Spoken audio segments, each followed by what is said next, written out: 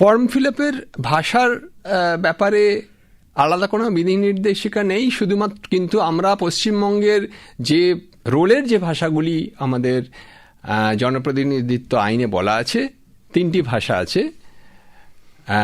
যে সমস্ত অ্যাসেম্বলি কনস্টিটিউয়েন্সিতে বাংলা, সেখানে বাংলা, যেখানে যেখানে ইংরেজি সেখানে ইংরেজি, এবং যেখানে কিছু জায়গায় হিন্দি রয়েছে। কিন্তু সেটার মধ্যে না গিয়েও কেউ যদি পুরোপুরি বাংলায় বা পুরোপুরি ইংরেজিতে বা হিন্দিতে করেন, তা নিয়ে কোনো অসুবিধা নেই।